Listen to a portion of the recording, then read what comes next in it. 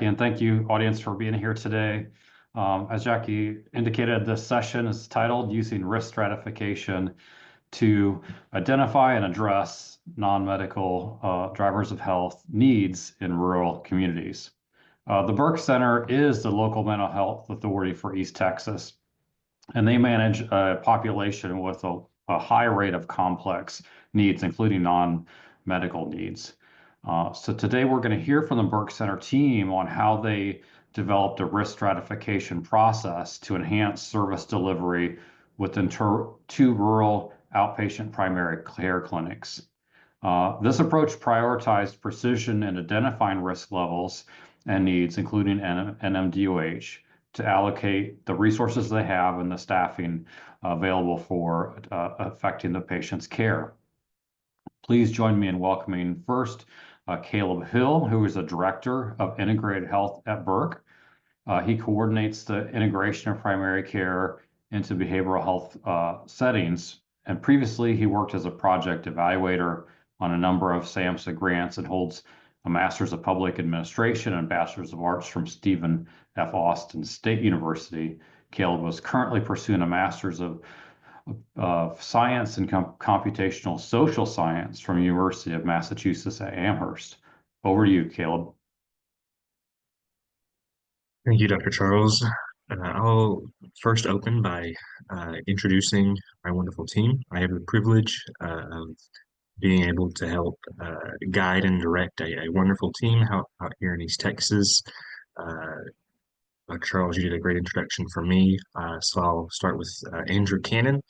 Andrew Cannon is our project manager for one of our integrated care clinics.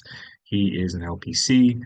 He just became an LCDC about a month or two ago, so we're really excited to be able to bring that skill set to Burke. And he's been with the Burke Center on and off for about the past 8 years, primarily as a therapist.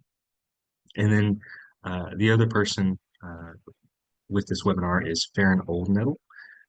She is a LMSW here at Burke, currently working as a substance use therapist. Prior to that, she worked as a care manager, focusing really heavily on our high-risk population. She still deals with that population here at Burke. But in the interest of this presentation, kind of keying you in as to where her skill set and expertise lies. And so I'm going to begin sharing screen for all of us. All right. So again, thank you all for joining us today at this webinar. We're really excited to be able to talk more about how our center has used risk stratification to be able to identify and address different non-medical drivers of health needs in our rural communities. First, I want to hand it over to Andrew to kind of start us off on this topic. All right, thank you, Caleb. Presentation is titled Using Risk Stratification to Identify and Address Non-Medical Drivers of Health Needs in Rural Communities. So Burke is the local mental health authority and local intellectual developmental disability authority for 11 counties in East Texas. So we kind of have a range of services that we provide, including outpatient mental health. So that's going to include, psychiatric medication, case management, therapy, outpatient substance use, crisis behavioral health, intellectual and developmental disabilities, early childhood intervention, and now primary care. We serve on average 13,000 unduplicated individuals per year. So our catchment area is very rural. We cover a large area that is not terribly densely populated. We see, some barriers and challenges like lack of public transportation. There's a couple of counties that do have bus routes, but not everyone has access to them and not everyone has reliable transport. So, we've got people all over the place with that barrier. Fewer employment opportunities, lower education rates.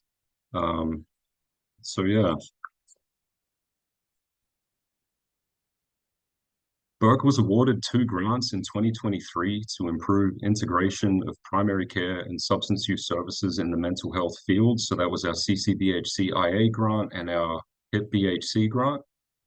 So that allowed us to now fund a couple of primary care clinics. We've got one in our Angelina clinic and one in our Nacogdoches clinic. We now can, staff providers, care managers, medication equipment. When people come in and they can't cover their medications, we got some funds to help them with that.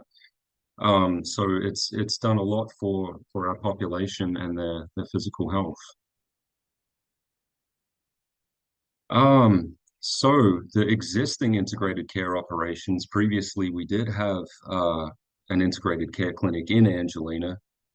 They focused mainly on chronic disease management, acute sick visits, about 1,800 visits per year, and 1,100 unduplicated open and active individuals. 80% of our population doesn't have insurance, so they do have a lot of, barriers in accessing resources. So we've even got our top 10 diagnoses, hyperlipidemia, hypertension, and obesity. I do want to draw attention to the fact that diabetes is pretty close behind. If we combine diabetes type 2, type 1, pre-diabetes, then we do see a large population with diabetes as well. We've started implementing our social determinants of health screening tool, which has been a really great way to drive a conversation for our care managers with our clients. So they will meet with them and they will kind of cover a range of needs like housing, utilities, food insecurity, transportation, childcare, employment. And this also has helped us inform referrals that we make, so we can make targeted referrals based on the individual's need. And so each of the needs has a corresponding resource in the community, which we can then point them in the direction of. All right, so what's the problem? I'll hand it over to Caleb now. Right, thank you. So Andrew did a wonderful job of kind of laying the groundwork as to prior to us stepping into this role, what did existing operations look like at Burke? Also recognizing we have a very complex patient population that we're dealing with that can sometimes be a little different when we're trying to take different risk stratification methodologies and assign that to our population as a whole. So some of the problems that we realized as we began to as we received a lot of this funding to be able to improve ICC operations, we realized a lot of our services are very reactive. And that's probably the norm across a lot of under-resourced and underutilized clinics. But on top of that, there's not enough time. We can provide universal screenings like with the AAFP to all of our patients, but there's not enough resources to address those needs with our patient population. The other aspect, we are the local mental health authority for our region. And so we have a very robust risk stratification model for our mental health population. If you're an LMHA, you're familiar with the TRR model. But the problem is that's not always one-to-one when we're trying to measure physical health issues. And then that brings us to the really big question as we're trying to measure what is high risk, what is moderate risk. A lot of our population compared to your average patient population is already moderate or high risk by definition. So how do we define moderate and high risk for our specific population? So of course that brings us to what I like to call the wonderful pyramid of risk stratification. Our goal is to provide interventions and workflows so that we can identify the patient's risk level. And then we tailor those interventions based upon where they fall. And obviously our goal is to reduce physical health symptomology and also to reduce hospitalizations, ED utilization, so on and so forth. All of our patients that come in, and we'll kind of go into this in more depth with Farron, but all of our population comes in and receives a standardized suite of universal screenings. We're assuming that they're low risk coming into our clinic. And then dependent upon those results, we'll then determine if they are moderate risk, which we often define as just general care coordination, or then if they're high risk, the top 10% of our population receives more intensive services. So how do we go about developing this risk stratification methodology? We looked around, and luckily the same screening tool that we were using through the American Association of Family Physicians also has a primary care management risk stratification methodology. So that was pretty wonderful for us. So what we did is we took a lot of the nuts and bolts of that and interposed that onto our population. We didn't take everything, frankly, because some of the stuff we just didn't have we weren't collecting the data effectively to be able to provide that. But that was, as you kind of work through this presentation, do keep that in mind that this was one of the first steps as we're trying to define and refine our risk stratification. So we chose 10 variables from the methodology. You can see them here. And this is a good point to mention that slides will be available sometime after the presentation. So I'm not going to go into too depth about this, but you can see from a snapshot, we're really trying to focus on improving physical health symptomology and reducing hospitalizations, and what variables do we think would help define that the best. So then our solution for all this was build a dashboard for our population health management. And this, again, just a very brief snapshot of what we have been working with to help monitor our population and their risk. So these are the initial results. This is pretty similar to what we thought would happen, and we have been through the refining process since this presentation in this initial draft, but wanted to give you kind of the initial observations that we found. Majority of our patients were moderate risk, so as you can kind of see, we've got a normal distribution by risk score. The patient panel was primarily female, white, age 35 to 55 and from Angelina County. That kind of coincides with our high-risk population as well. So the sociodemographics are kind of mapping one-to-one there. And then another thing that we were not surprised at was our most common high-risk category within our high-risk population was medication score. So we have all of our patients have a form of a mental health diagnosis. So then it's not surprising that when they also come to us for primary care uh, needs, they're going to have a lot of medications, and that can cause a lot of different problems down the road as you're juggling multiple different medications. So again, giving you a snapshot of our average high-risk patient, they're juggling multiple medications. They usually have some form of a chronic physical disease, hepatitis C, COPD, hypothyroidism, so on. They have a diagnosable substance use disorder. It's not so much that they are some form of a drug user, but that they have a diagnosed SUD. They also have a severe mental illness. They've got exacerbated SDOHs, so housing instability and transportation are two of our biggest. And they also have a lot of frequent hospitalizations in the past year. So we did that very quick, brief snapshot of our methodology. What were some of our follow-up thoughts as we started down this road? We thought that the total score threshold needed to be changed. As I said, we currently have a normal distribution that favors our moderate risk population identification. We want more low risk and more high risk people because those are the two big things that we found were problems. We also saw we did a correlation analysis, and the PHQ-9 threshold was just correlating really highly. So we knew that we needed to bring that down because, again, we're dealing with a chronic mental health population. We found that high utilizers were not very common in our census. A lot of our patients come once or twice a year. Again, a number of reasons as to why that happens, but we found that high utilizers were not what was driving a lot of the risk with us.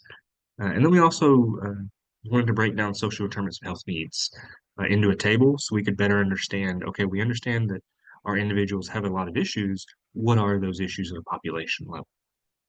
And then there's some other variables that we thought were missing. Again, this comes back into physical health symptomology. We didn't add these in because the AEFP didn't have them, but we realized that these are the big issues for our population and for our primary care clinics that we need to look into. And then some next steps for the model, trying to predict physical health symptomology and hospitalizations, preventative health tracking into the model to kind of help more so with our care managers track that. We'd love to get more into measurement-based care. So if anyone has used the DSM-Q in any capacity, we'd love to talk more about that. That's the Diabetes Self-Management Questionnaire. We're a mental health area, so we're familiar with the PHQ-9 and GAD and CCBHC measures, but anyway. And then doing some health disparity analysis and stratification, but that's getting a more longer term project for this, but really to break down our census and see where's the disparity happening? How can we help intervene there? So then I will throw it over to Farron. Thanks, Caleb. Hey everyone again, my name is Farron Oldnettle. I'm an LMSW here at Burke.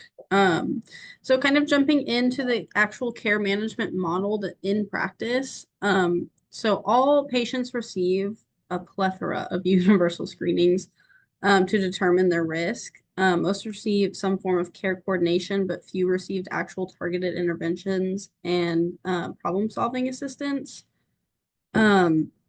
So kind of what goes into the universal screening is the lab panel, PHQ-9, substance use assessment, and the AAFP, some of the stuff that we had talked about previously. And then we stratify the risk. So weekly update, we kind of review that dashboard that we looked at and then assign these clients to care managers based off of their risk. So we have like a low risk team, a moderate risk team, and I used to be a part of the high risk team.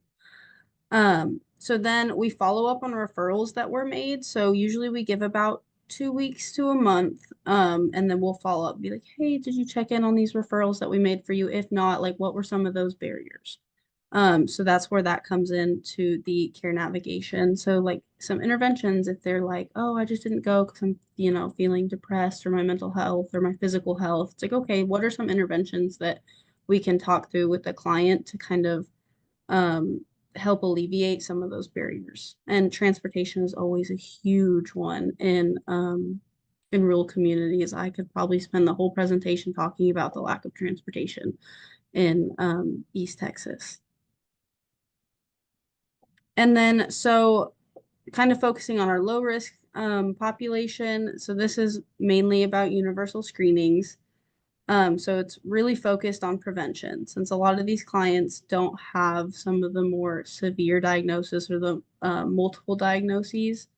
It's just kind of routine follow-throughs with these clients. So this can include basic medication reminder calls, referral follow-ups for different specialty visits, and coordinating with internal Burke programs. We have a whole bunch of programs here at Burke, like different things to help fill out for SSI, SSDI, things like that. And yeah, and then we move on to some of the things that we use, like I said, the PHQ-9, the substance use assessment, AAFB, all those screenings. And then also just the referral tracking, making sure they're following up their referrals, insurance verification, making sure they have insurance. And if not, okay, what's the plan? Like, how can we help you kind of overcome that? And also prescriber visits.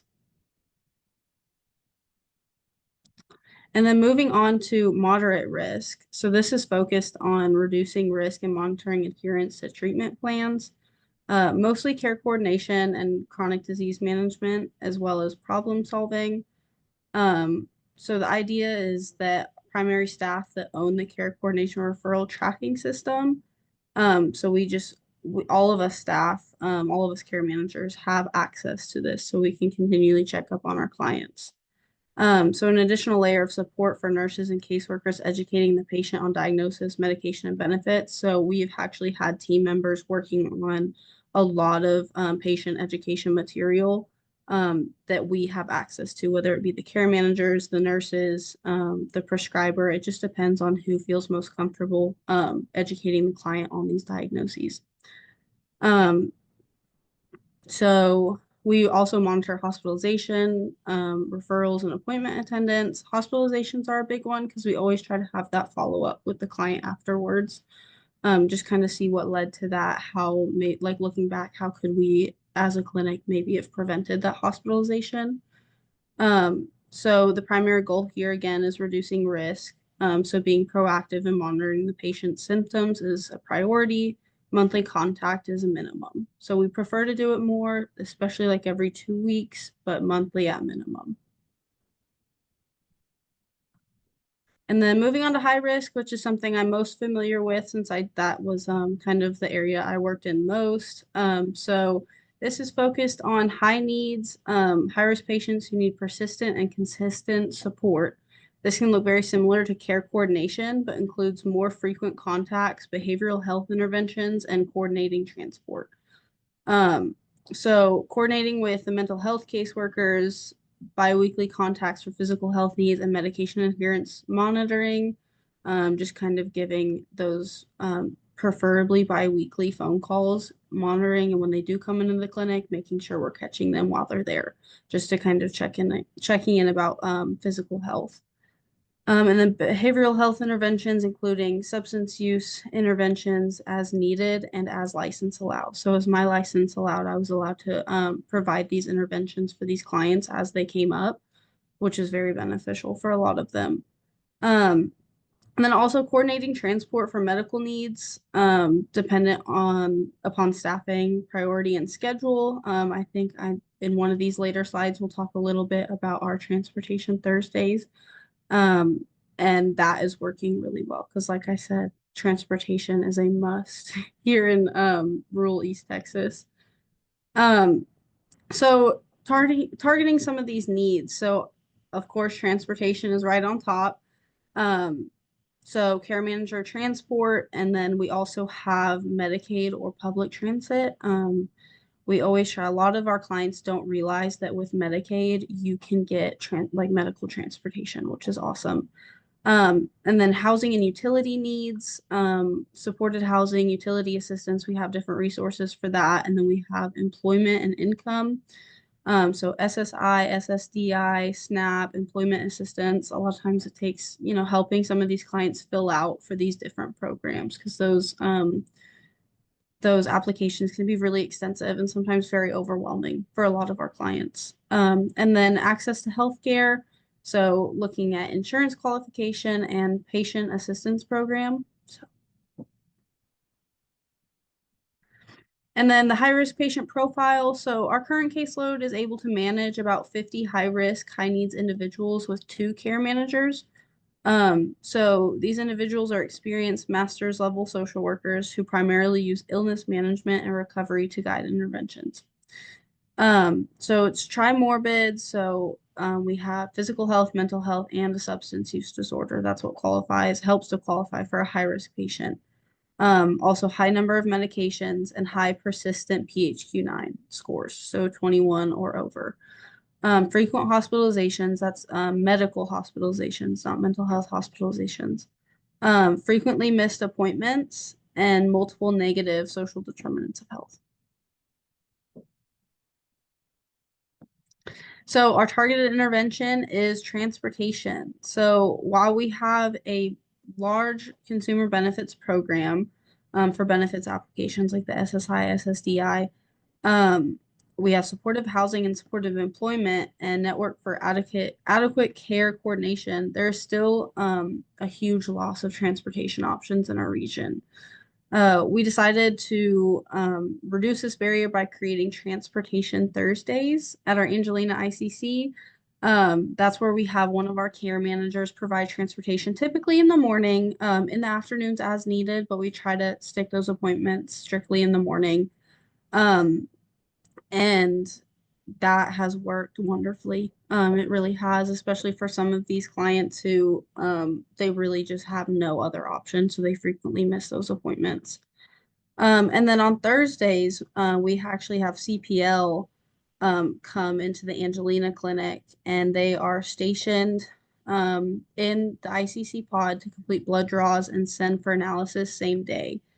As this is one of the major aspects of care coordination and follow-up with our patient population, we decided to begin assigning a care manager, like I said, to transport. And since CPL comes on Thursdays, it's best to try and get it all done in one day. So it's like really coordinating those dates. And it's worked really well for us.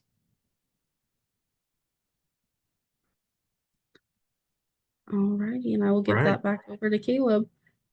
Perfect. So I'll kind of wrap us up. I know we've got about a few more minutes left. We wanted to talk finally about some of our CQI processes and how we're kind of measuring and driving change based upon this risk stratification methodology. And we've got two. One is based upon type 2 diabetes. And so those individuals that are newly diagnosed with type 2 diabetes, we're providing a measurement-based care process through the DSM-Q. So we identify those patients at time of new eval. We intervene. Usually the nurse provides a diagnostic education the PA will, but we also have different education materials that the nurse can provide and to walk through. And then we administer the DSMQ. We monitor that once every 3 months, and really the focus is on managing, you know, healthy living and what have you in that process. And the next one is hypertension. And we picked these two diagnoses because they are our top three. Hypertension, hyperlipidemia, and diabetes are our top three diagnoses here. And we knew that we wanted to provide targeted interventions for these individuals. So different from our diabetes one is we focus on individuals that are diagnosed with hypertension but are uninsured. If you're insured, it's usually easy to get access to a blood pressure cuff. But if you're uninsured, sometimes we can run into problems with that. So what we decided is let's just purchase blood pressure cuffs for the patient. We'll have a nurse provide education about that. We'll give the patient a calendar so that they can monitor it at home, their blood pressure. And then one of our caseworkers follows up weekly in the beginning, and then that moves usually to monthly after the fact, just to make sure that, hey, are you using this? How's it going? Has there been any abnormal readings? Is there anything we should be concerned about? So on and so forth. We do this. We've seen a lot of success in other rural communities, and we wanted to implement it here. It sounds very simple and straightforward, but it's giving access to a medical equipment to help monitor their symptoms at home that we have found has helped reduce individuals that would come into the clinic quite frequently have reduced their visits coming to us substantially. And then we're also tracking outcomes. The three big ones that we're looking at is medication adherence. That's based upon the DSMQ. Same with self-management behavior, different subdomains on the DSMQ. And then really the physical health symptoms. We're hoping to reduce physical health symptoms by year one of this project. Really focusing on blood pressure, hemoglobin A1C levels, BMI, and all that. And so all that being said, I think we're done. Thank you again for joining us, and hand it over to Charles for questions. Thank you, Caleb, Farron, and Andrew. If you have any questions, please drop them into the chat. I'll pick out a couple items, Caleb and the team. So a number of folks were really interested in the transportation story that you told. So let me just drill into that a little bit. So you said for the high-risk care management navigation, you provide these transportation Thursdays. Based on your experience so far, do you feel like that is the right size, to kind of meet the patient needs? Or are you considering like expanding hours or offerings of how that occurs? Yeah, I'll talk a little bit about this. So one of the issues with expanding hours is we don't have enough staff. I'll be very frank with that. Right now we have one staff dedicated Thursdays to just providing transportation. I've had to limit it. Sorry about that. I've had to limit it to Angelina County because a lot of times they're gonna drive 20 minutes out into the county, pick someone up. I mean, this morning we had someone at 8 o'clock. And our caseworker lives 40 minutes away from Angelina County in Nacogdoches County. So she already has to drive in Angelina County, go drive 20 minutes away from the clinic, to pick up a patient, then come back. And so there's a lot of driving time in that for just one single patient. And so if we expand that, that's going to reduce, I mean, it sounds bad. It's reducing the level of productivity for her when she could be doing care coordination or case management in the clinic. But that's been one of the big barriers, I would say, to moving this past just Thursdays in general. I'd love to. I'd love to be a bus driver myself. But it's always a trade-off when we kind of make those decisions. No, that makes sense. And, a lot of our audience really is interested in kind of the details of just how these things work. So do you have a Burke owned vehicle, or is the care coordinator using their vehicle, or how does that work? Yeah, yes to both. If we, and everyone I feel is going through budget cuts this year, we've had to get rid of a few Burke owned vehicles this year.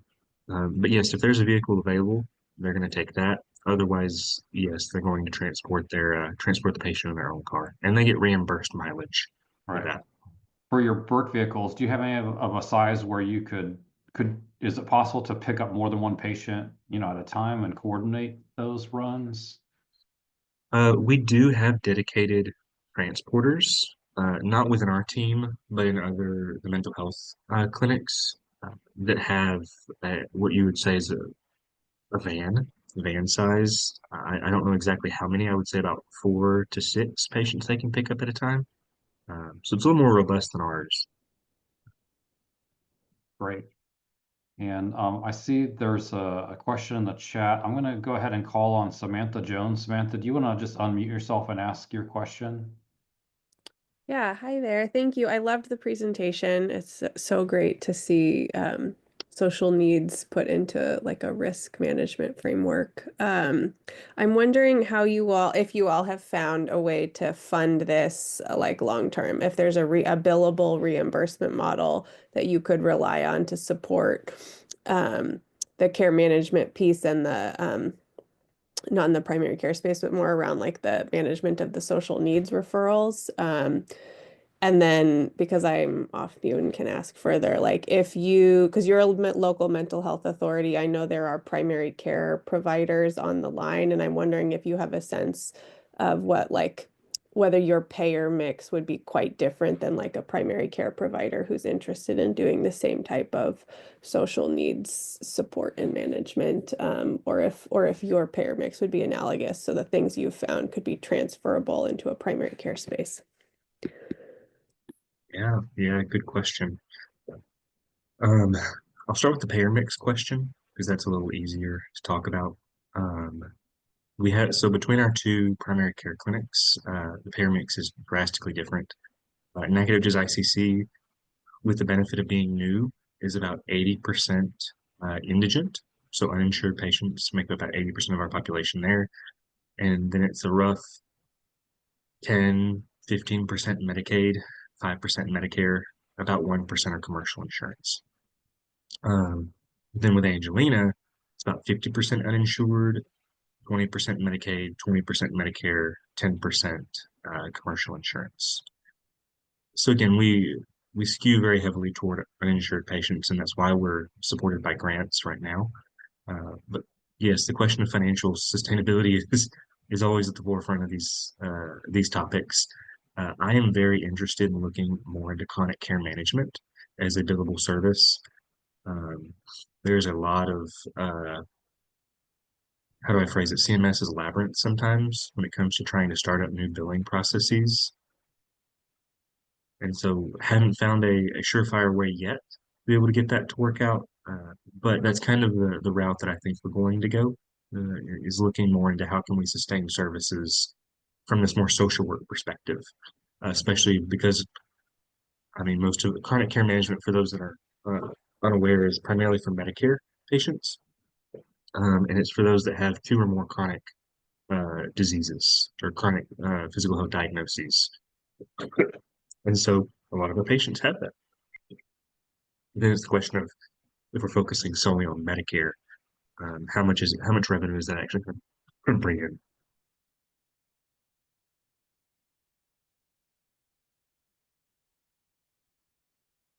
Caleb, just to follow up on that idea of the funding, you mentioned your current outcome measures, focused on measurement of health outcomes and services, but are you also building into your evaluation, cost for some of these additional services like the transportation to kind of figure out ROI to make that sustainability argument? Yeah, especially with transportation. That's the big key. It's a lot easier because it kind of goes into staff, because we have a dedicated staff member doing that. But yes, when we look at how are we uh, trying to measure it from a financial ROI perspective, transportation is the top of that. And is it for the transportation, since they are, spending a fair amount of time with the patient and the vehicle, is it important to have the care manager be that driver, or could you have, kind of a dedicated transportation person and rather than a clinical person. No, definitely. Yeah, that's a big question, because it's it's the question of, do you want to hire someone that's cheaper, that maybe has a high school diploma or an associate's degree to be able to provide transportation, or do you want someone that's bachelor's level that can provide, sometimes we are able to provide case management, while if it's a long enough car ride.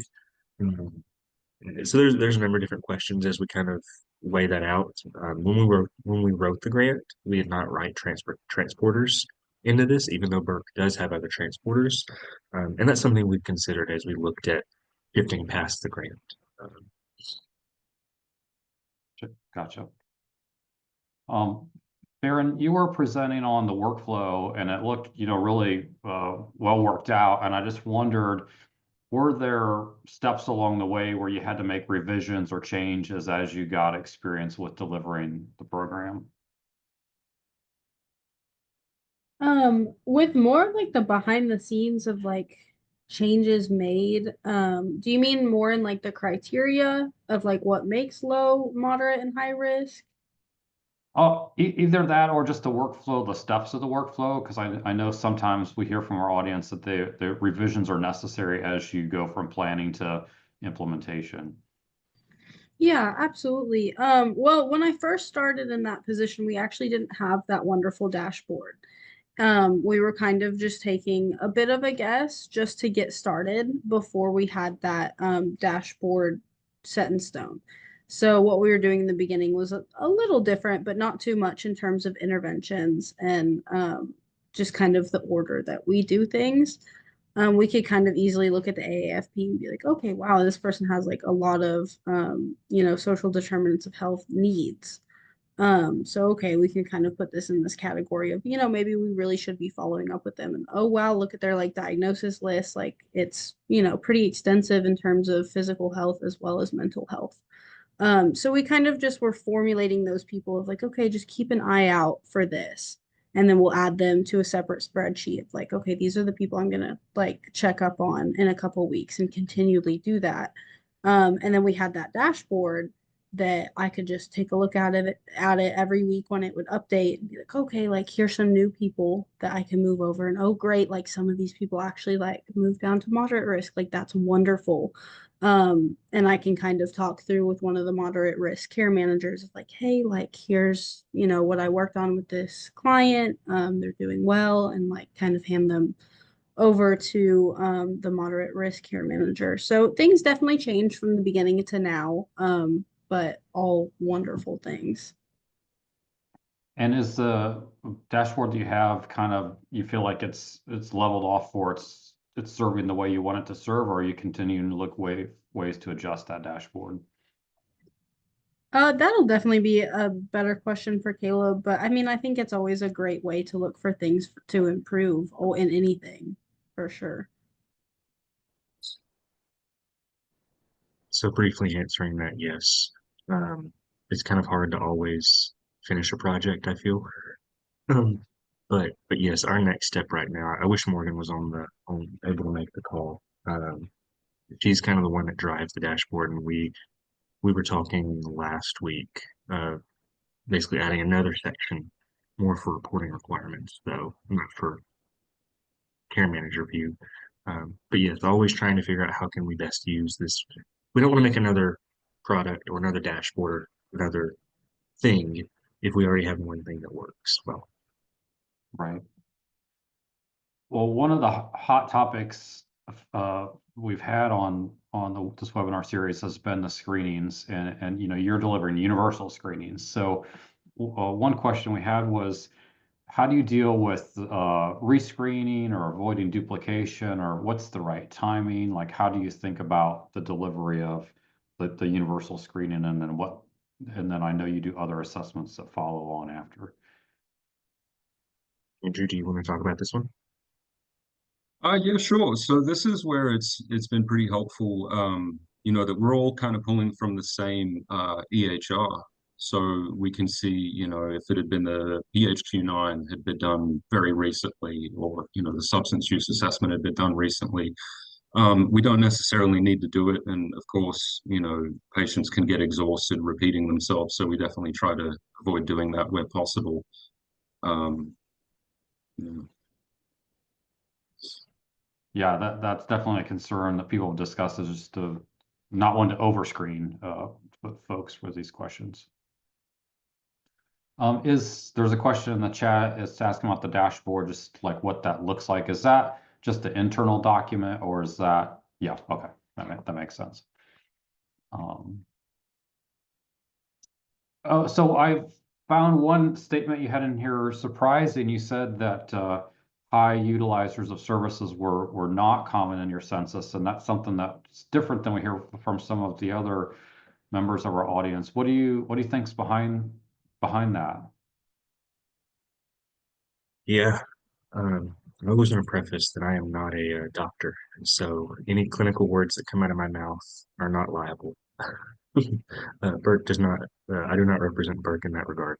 Um, yeah, this was a big surprise for us because we expected a lot of high utilizers. We know we have at least a dozen people that just cycle in and out of the local ER. Um, and speaking with other FQHCs and other health districts, it's not so much that they're not utilizing outpatient primary care, it's that they're not utilizing us all the time. It's they're cycling to other outpatient primary care clinics within our region. So in a sense, they are still a high utilizer. They're just not a high utilizer with us. But then you also have some people that for X number of reasons, whether it's barriers or just we have some people that when we say, okay, you're going to be, how do you phrase it? You're assigned to transportation Thursdays. You're getting a ride anytime you need it on a Thursday. Sometimes they still, they're not at their house. They no show that appointment. So there's a number of reasons behind that, but yeah, it was very surprising to see that, at least on our end. You mentioned there, they might be seeking services in other places within the ecosystem there. Is there any kind of attempt to coordinate across, between Burke and the other systems to kind of keep track of those? Yeah, yeah, we've with the Angelina ICC, we've got a very robust care coordination system with our local health district. So just to give you kind of uh, a snapshot of the ecosystem, we have one major FQHC within, well, we technically have three within our catchment area, but one that's in the major population area of Nacogdoches and Lufkin. We have a health district in Lufkin. We have a local hospital district within one of our regions. And then we've got a rural health clinic in Nacogdoches. Um, so not a lot of places to pick and choose from. But yes, we work very heavily with our health district. We work very heavily with our hospital district in a lot of these regards. FQHC, we send a lot, especially for Nacogdoches, we send a lot of referrals there because they have specialists on site. And with the RHC, a lot of our infectious diseases like hepatitis, tuberculosis, so all of those, we kind of coordinate and handle with them. And that requires a lot of care coordination for those patients. Great, thank you. Any other questions in the chat, or anybody want to raise your hand if you have any pressing questions? Let's see.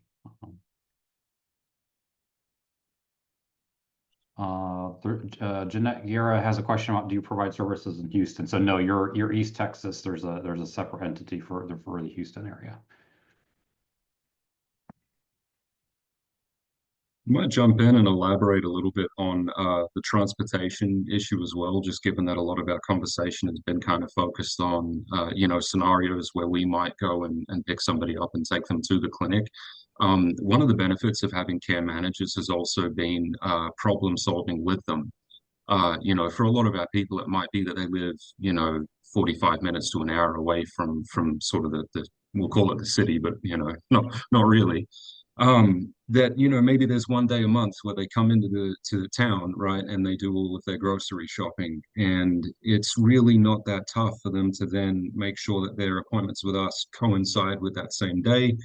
They come to the clinic, and now this clinic acts, you know, Nacogdoches and Angelina acts as a bit of a one-stop shop for, you know, now their mental health and their primary care needs.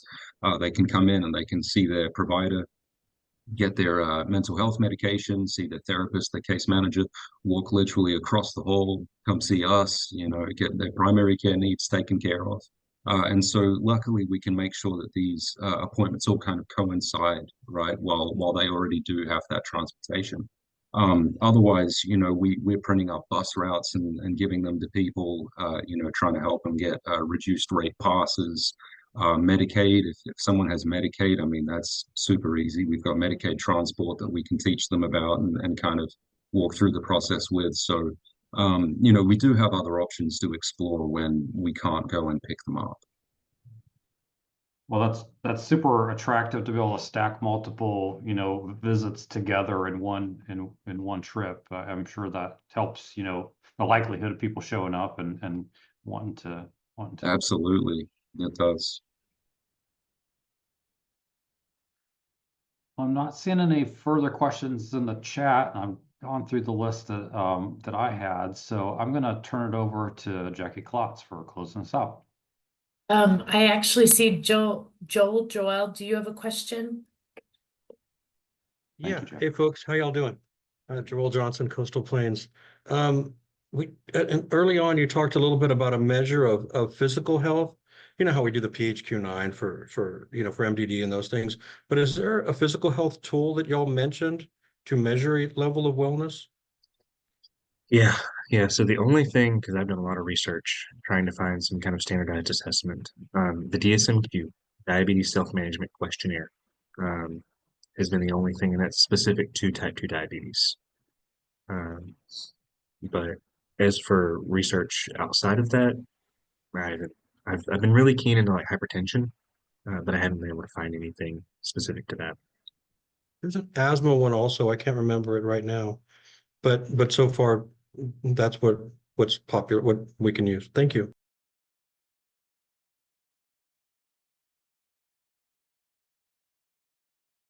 Thanks for that question.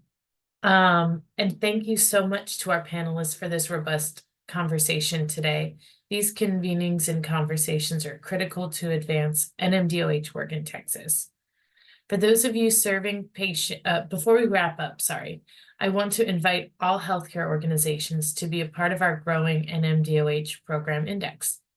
For those of you serving patients at healthcare organizations, we want to hear how you are meeting patients' non-medical needs through non-medical interventions.